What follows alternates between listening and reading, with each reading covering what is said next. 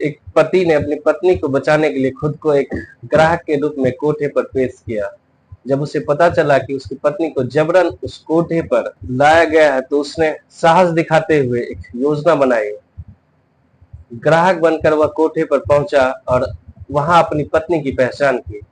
अपनी जान की परवाह किए बिना उसने मौके का फायदा उठाकर अपनी पत्नी को वहां से सुरक्षित बाहर निकाला। यह कहानी एक ऐसे व्यक्ति की है जिसने अपने प्यार और हिम्मत से अपनी पत्नी को उस नर्क से मुक्त कराया जहां उसकी जीवन खत्म होने के कगार पर थी।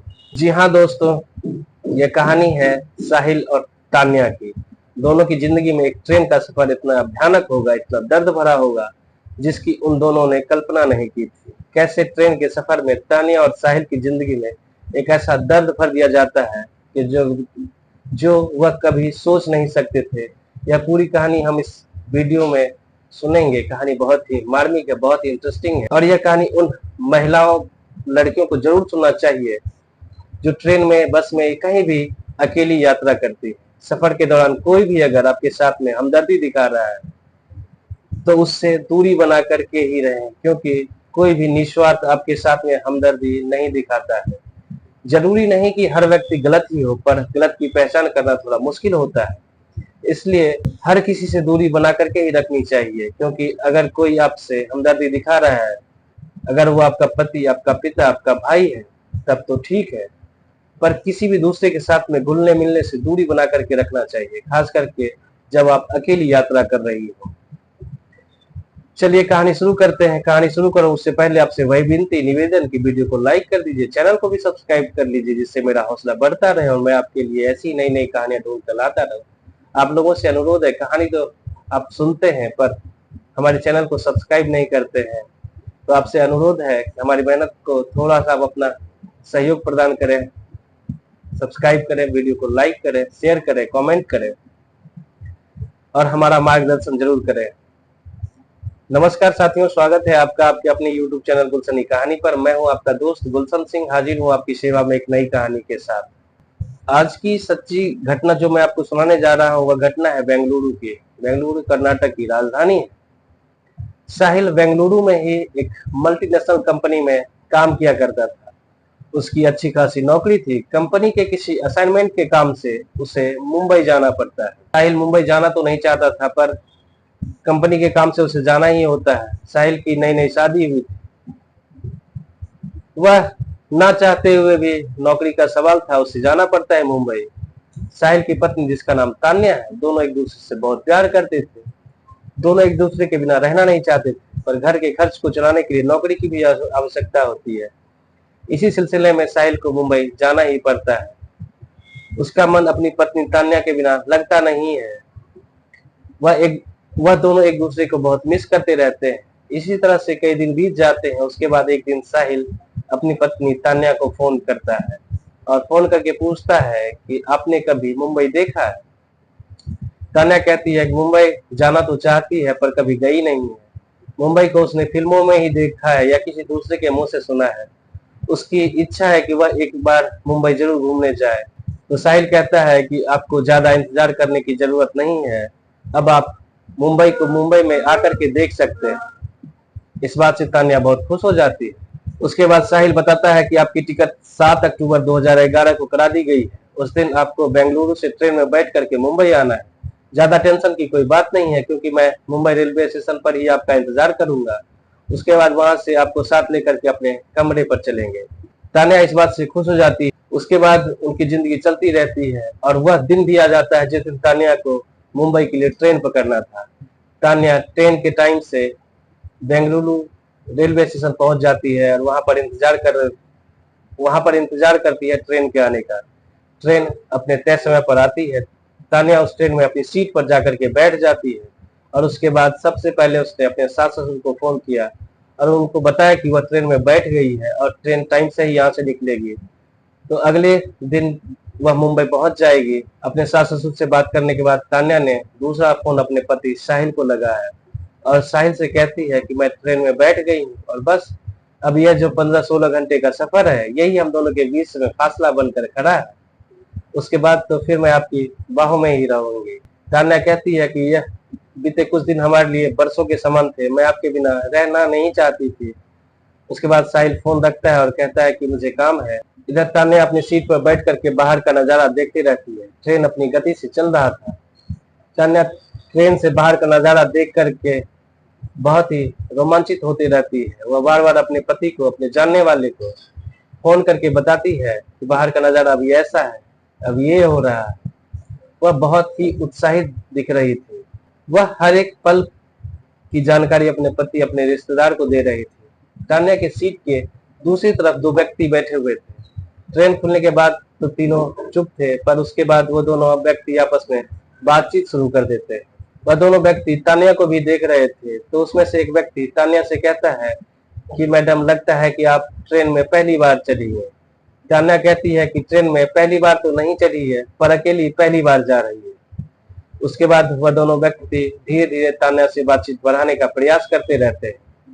साहिल ने तान्या को दूसरे व्यक्ति से दूर रहने को कहा था, पर तान्या उस व्यक्ति से बात करते रहती है। एक जगह बैठे हुए थे, अब अगला बातचीत कर रहा है, कुछ बोल रहा है, तो तान्या ना चाहते हुए भी उनके साथ में बातचीत करती है, उनके साथ में बोलना पड़ता है। उसके बाद तान्या कुछ खाने का सामान अपने बैग से निकालती है और उन दोनों की तरफ हाथ बढ़ाते हुए कहती है कि लीजिए, आप भी इनमें से कुछ खा लीजिए। वो दोनों व्यक्ति तान्या के खाने का सामान लेते हैं और खाने लगते हैं। कुछ देर के बाद वह दोनों व्यक्ति भी तान्या को कुछ खाने को देते हैं। तान्या उसे लेकर के खाती है। इस तरह से सफर बहुत ही अच्छा चल रहा था। तान्या जब लगभग 150 किलोमीटर मुंबई से पहले थी, तब वह अपने पति साहिल को फोन करती है और कहती है कि अब तो ट्रेन मात्र 150 किलोमीटर ही पीछे है। साहिल कहता है कि कोई बात नहीं, तुम पहुंच जाओ, मैं भी रेलवे स्टेशन तुम्हें लेने टाइम से ही पहुंच जाऊंगा। इधर तान्या को उन दोनों व्यक्ति चाय के लिए पूछते हैं। तान्या कहती है कि अभी मेरा चाय पीने का मन नहीं है। फिर भी वह दोनों व्यक्ति चाय लेते हैं और एक चाय तान्या को भी देते हैं। तान्या ने जैसे ही वह चाय पिया, उसके बाद उसका सर भारी लगने लगता है। उसे धीरे धीरे नींद आने लगती है। उसके कुछ देर के बाद तान्या बिल्कुल बेसुध हो जाती है। उसके बाद जब उसकी आंख खुलती है तो अपने आप को एक चलती हुई कार में पाती है। तान्या अभी भी पूरी तरह से होश में नहीं आई थी, पर वह अपने आंख को खोल करके देखने का प्रयास करती है। वह देखती है कि वह दोनों व्यक्ति भी उस कार में बैठे हुए हैं जो ट्रेन में उसके साथ में थे, और एक तीसरा व्यक्ति भी उस गाड़ी में है जो अभी ड्राइव कर रहा था, वह भी इस गाड़ी में है। तान्या उससे पूछती है कि वह कहाँ है, कहाँ जा रही है। उसे तो ट्रेन में होना चाहिए था। तभी उसमें से एक व्यक्ति उसे जोर का तमाचा मारता है। तान्या को धमकाते हुए कहता है कि तुमने अगर बात करने या जोर से बोलने का प्रयास किया तो तुम्हारे साथ इससे भी भयानक मारपीट की जाएगी। तान्या डर जाती है, पर उसका शरीर उसके साथ नहीं दे रहा था। वह अभी भी पूरी तरीके से होश में नहीं आई थी। कुछ देर तक गाड़ी चलती रहती है। उसके बाद वह गाड़ी एक जगह रुक जाती है। रुकने के बाद वह तीनों गाड़ी से बाहर निकलते हैं। उसके बाद दो व्यक्ति पकड़ करके तान्या को गाड़ी से बाहर निकालते हैं, जैसे वह कोई मरीज हो। गाड़ी से उस तरह से उसे बाहर निकाला गया था। मेरे ख्याल से ट्रेन से भी तान्या को उसी तरह से उतारा गया होगा।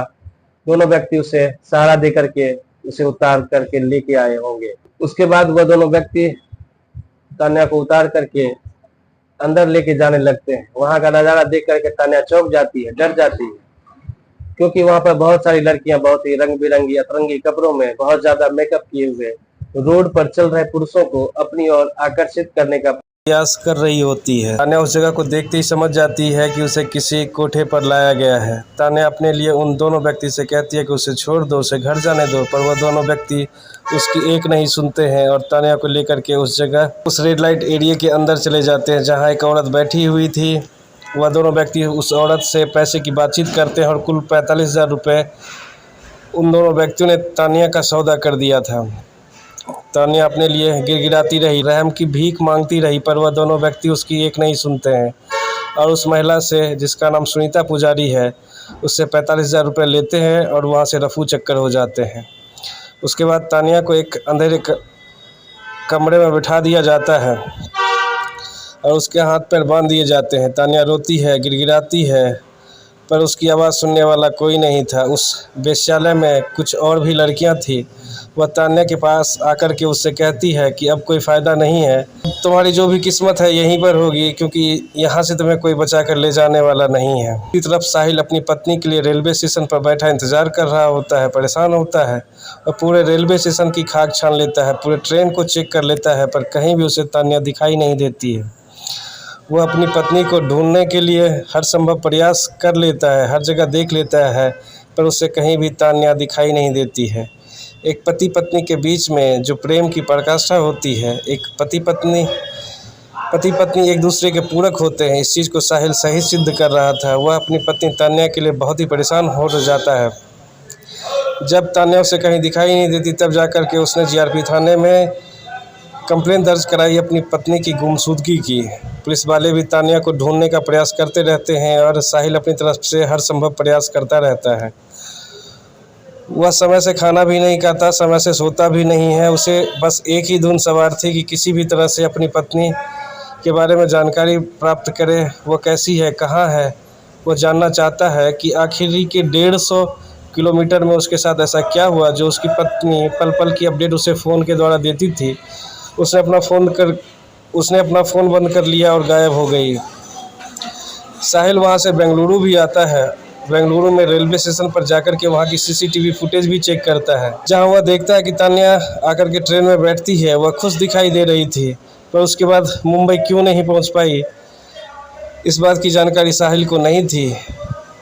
बस इसी जवाब का इंतज़ार कर रहा था, इस जवाब को ढूंढने का प्रयास कर रहा था।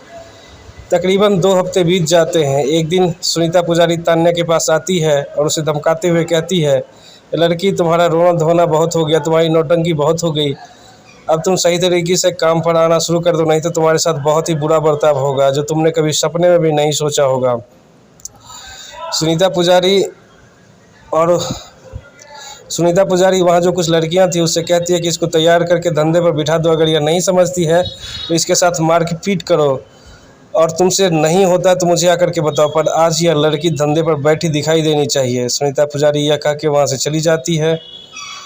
उसके बाद जो वह लड़कियाँ थी वह तान्या के पास आकर के कहती है कि अब तुम्हारा इस तरह से रोना धोना या मदद की उम्मीद करना बेकार है, यहाँ कोई भी तुम्हारी मदद के लिए नहीं आएगा, यहाँ से तुम भाग भी नहीं सकती हो, और तो इससे बेहतर है कि तुम अब यहाँ पर अपनी ज़िंदगी जियो और जीने का प्रयास करो।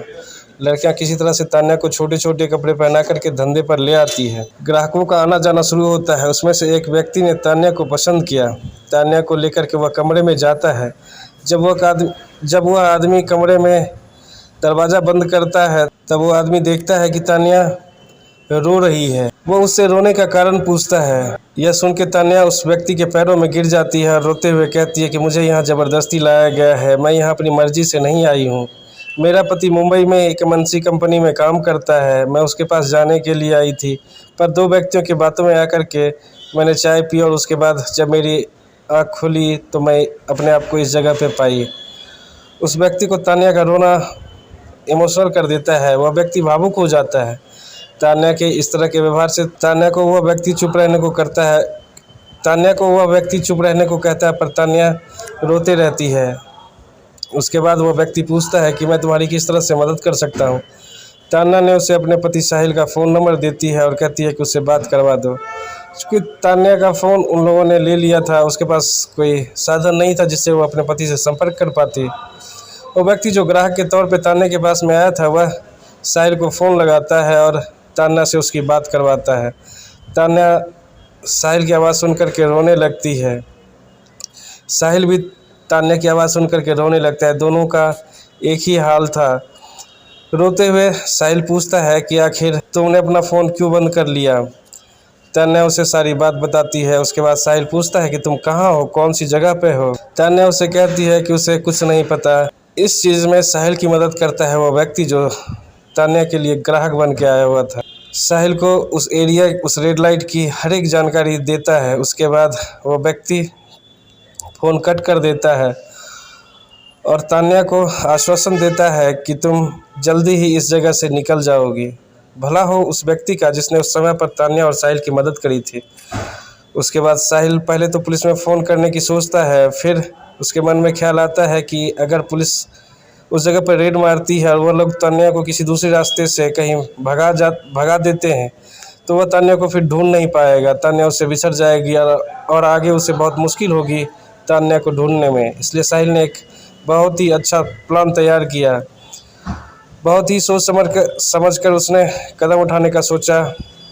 उसके बाद अगले दिन साहिल उस जगह उस रेड लाइट एरिया में पहुंचता है जहां पर तान्या रह रही थी। साहिल उस जगह पर आता है, उसे बहुत सारी लड़कियां दिखाई जाती है, पर साहिल किसी को भी पसंद नहीं करता है और कहता है कि मुझे और भी दूसरी लड़कियां दिखाओ। तब सुनीता पुजारी लड़कियों से कहती है कि जाकर के उस नई लड़की को लेकर के आओ, क्या पता ग्राहक उस नई लड़की को पसंद कर ले। उसके बाद जब तान्या वहाँ पर आती है, साहिल तान्या को देख कर के बहुत ही भावुक हो जाता है, पर अपनी भावनाओं को कंट्रोल करता है। किसी को शक ना हो इस तरह से वो अपने आप को वहाँ पे प्रस्तुत करता है। उसके बाद तान्या को लेकर के कमरे में जाता है। तान्या फूट फूट कर रोने लगती है और अपने पति से चिपक जाती है। साहिल भी उसे अपने बाहों में कस के पकड़ लेता है, वह भी रोने लगता है और तान्या को आश्वासन देता है कि अब वह आ गया है, अब उसके साथ कोई भी गलत काम नहीं होगा। एक पति पत्नी के बीच में जो समझ होनी चाहिए थी, जो एक दूसरे के बीच में प्यार होना चाहिए था, एक दूसरे के लिए जो चाहत होनी चाहिए थी, वह सभी साहिल और तान्या एक दूसरे के लिए कर रहे थे। उसके बाद साहिल तान्या को चुप कराता है और उसी जगह से बैठे बैठे उसी कमरे से उसने मुंबई पुलिस को फ़ोन लगाया। शिकायत करते हुए उसने बताया कि वह इस जगह पर है, उसकी पत्नी के साथ में ऐसा धोखा किया गया है जिसकी गुमशुदगी की रिपोर्ट उसने दर्ज करा रखी है। इस जगह पर मुंबई पुलिस को भी सैल्यूट करना बनता है। जो काम मुंबई पुलिस ने उस समय किया वह बहुत ही काबिल तारीफ़ थी। साहिल की शिकायत सुनने के बाद मुंबई पुलिस तुरंत एक्शन में आती है और भारी पुलिस बल के साथ में उस जगह पर रेड मारती है। उस पूरे रेड लाइट एरिया को चारों तरफ से घेर लेती है। उस जगह पर छापा मारने के बाद हर एक कमरे की पुलिस बारीकी से जांच करती है। उसी जांच के दौरान एक कमरे से तान्या और साहिल भी बरामद होते हैं। दोनों पति पत्नी एक दूसरे को बाहों में पकड़े हुए थे, रो रहे थे। दोनों की हालत दिखाने लायक थी। पुलिस न सिर्फ तान्या को बल्कि उसके जैसे और भी कई लड़कियां थी जिसको वहां से बाहर निकालती है। उन लड़कियों को भी उनके घर भेज देती है और तान्या और साहिल को भी बेंगलुरु भेज देती है। मुंबई पुलिस ने वाकई तारीफ का काम किया था। उसके बाद मुंबई पुलिस उस रेड लाइट एरिया की मालकिन सुनीता पुजारी और रमीदा शेख, उन दोनों को और उसके साथ 2 और व्यक्तियों को भी गिरफ्तार करती है। तान्या के बयान के आधार पर पुलिस उन चारों को गिरफ्तार करती है। उसके बाद उन दोनों दलालों को भी पकड़ने का प्रयास करती है। वह दोनों दलाल न सिर्फ रेलवे स्टेशन, बस अड्डे, हर जगह जहां भी परिवहन का साधन है उस जगह पर दोनों ताक में रहते थे कि कोई सुंदर लड़की उसे दिखे जो अकेली सफ़र कर रही हो। वह दोनों उसके साथ में इसी तरह से मिलते थे और उसको लेकर के रेड लाइट एरिया में आकर के उसे बेच दिया करते थे। उन चारों व्यक्तियों की मदद से वो दोनों दलाल भी पकड़े जाते हैं। पुलिस उनके ऊपर संबंधित धाराओं में मुकदमा दर्ज करती है और उसे जेल भेज देती है। साहिल और तान्या अब अपने घर में सही ज़िंदगी जी रहे हैं। पर तारीफ के काबिल साहिल भी है। उसने बहुत ही सूझबूझ का परिचय दिया। उसने बिल्कुल ठंडे दिमाग से हर चीज़ को प्लान किया। साहिल कभी भी तान्या पर शक नहीं किया। वह कभी आवेश में आकर के कुछ गलत कदम नहीं उठाया, क्योंकि उसे अपनी पत्नी से बहुत ही ज़्यादा प्यार था और पत्नी पर विश्वास था। उस विश्वास का ही कमाल है कि वह दोनों पति पत्नी फिर से एक हो गए हैं, जहाँ से शायद कोई वापस नहीं आता है। इस कहानी को सुनाने का मकसद किसी को डराना नहीं है, बल्कि आपको सतर्क करना है कि आप जब भी कभी भी अकेले सफ़र कर रहे हैं तो किसी से भी ज़्यादा मेल जोल बढ़ाने का प्रयास ना करें। क्या पता कौन क्या सोच करके आपके पास बैठा हुआ है। इसलिए यात्रा के दौरान कुछ ज़्यादा ही सावधानी बरतने की आवश्यकता है। तो ये थी आज की कहानी। अगर आपको अच्छी लगी तो प्लीज़ वीडियो को लाइक कर दीजिए, चैनल को भी सब्सक्राइब कर लीजिए। नमस्कार, जय हिंद।